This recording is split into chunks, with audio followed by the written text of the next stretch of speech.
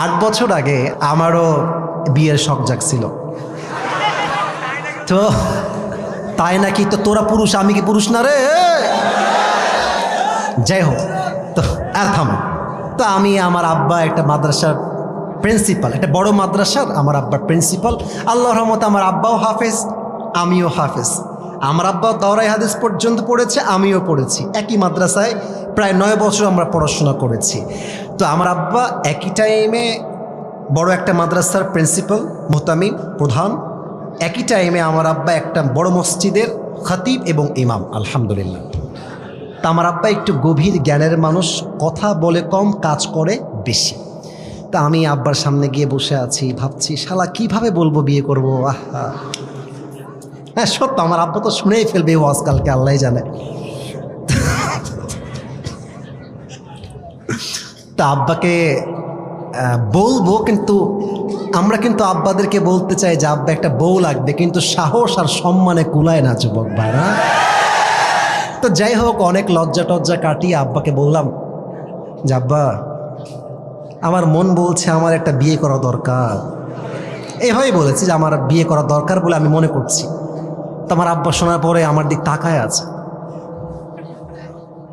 তাকাই আছে, আর মনে মনে ভাবছে শালা নিজে শুধু আমার টাকা দিয়ে আর তুমি নিয়ে আসবে বিয়ে করে বউ, খাওয়াবে কিটা? কিন্তু আব্বা রাগই মানুষ, কিন্তু রাগ কন্ট্রোল করে বসে আছে।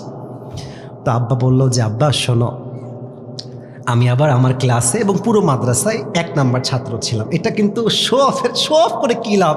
যুবকরা আমাকে 1 নাম্বার হলেও ভালোবাসতো, আমি ফেল হলেও যুবকরা আমাকে ভালোবাসতো, এটা আমার বিশ্বাস।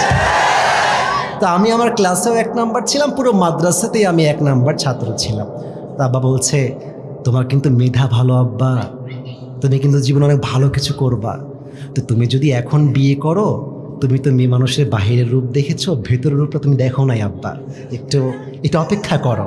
কারণ কি জানেন, মেয়েদের মন হচ্ছে আকাশের মতো, আজকে ঝড়, কালকে বৃষ্টি, তারপরে মেঘ, তারপরে রোদ। আজকে বলবি তোমাকে ছাড়া কাউকে ভালো লাগে, হ্যাঁ তোমাকে ছাড়া কাউকে বিয়ে করতে পারবো না জান। তারপরের দিন একটা বেটার অপশন পেয়ে গেলে তোমাকে গুল্লি করে টাকাওয়ালা যুবকের সঙ্গে বিয়ের পিড়িতে বসে যাবে।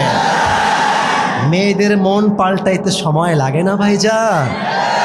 মেয়েদের উপরে এক, ভেতরে কিন্তু আর এক। উপরে বলবে তোমাকে ছাড়া কেউ ভালো লাগে না, তুমি ছাড়া কেউ নাই। আর মেয়ের মা তো আর এক রকম। যখন বিয়ের জন্য পাত্রী দেখতে যাবা, মেয়ের মা বলবে আমার মেয়েটা এত ভালো, আমার মেয়েটা না স্কুলে কখনো একা যায়নি, আমি নিয়ে গিয়েছি।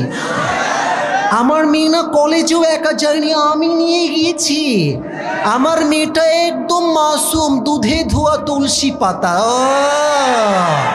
কত দুধে ধোয়া তুলসী পাতা! বিয়ের পরে মোবাইল ফোনটা চেক করবা, দেখবা 1 ঘাটে নয় 12 ঘাটে পানি খেয়ে বিয়ে করেছে। তবে সব মেয়েকে আমি আসিফ হুজুর 1 পাল্লায় মাপি না। তো যেমন খারাপ মেয়েও আছে, তেমন ফাতেমা চরিত্রবান মেয়েও এই বাংলাদেশে আছে। তো আমার আব্বা বলল যে আব্বা, আমার মতামত হলো তুমি একটু পরে বিয়ে করো, মাস্টার্সটা কমপ্লিট করো, থোড়া সা पैसा कमा लो, फिर से शादी कर लेना। কিন্তু আমার মন তো মানে না। আমি বললাম আমার বউ এখন লাগবেই আব্বা। তো আমার এখনো মনে আছে, আমার আব্বা আমারে বলল যে তুমি এখন বাসায় যাও, আমাদের জন্ম কিন্তু খুলনায়, খুলনায় আমার জন্ম। তো খুলনার ভাষা আব্বা বলছে তুমি একটু বাড়ি যাও, তোমার সঙ্গে আমি কালকে কথা কবানি, আব্বা বাড়ি যাও।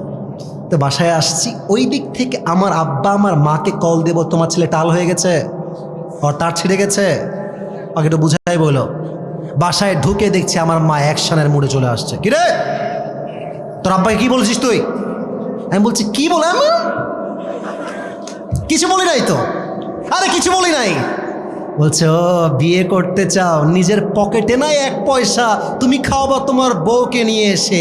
ওই কথার দিয়ে আমি আব্বাদেরকে বলতে চাই, আব্বা জান মানলাম আপনার ছেলের কাছে টাকা নাই, আপনার কাছে তো আছে।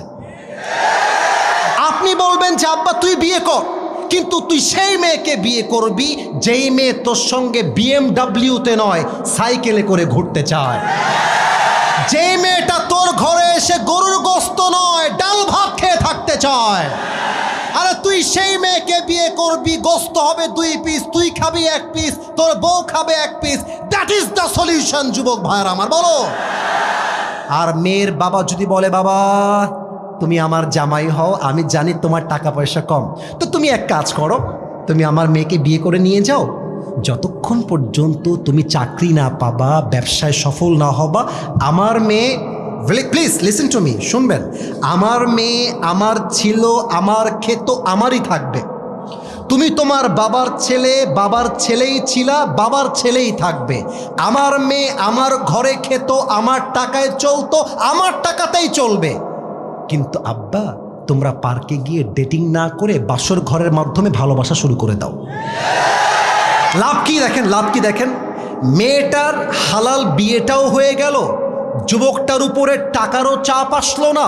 এদিকে যুবক যখন সফল হয়ে যাবে, আর দরকার হলে আমি আমার বউকে হেলিকপ্টারে করে আমার বাড়িতে সাজায় নিয়ে আসবো যুবক ভাইয়ারা আমার। কিন্তু বিয়েটা সহজ করে দেন আল্লাহ। আমার আব্বাজানদেরকে, আমার প্রিয় মা বোনদেরকে বোঝার তৌফিক দান করে, পড়ে সবাই আমিন।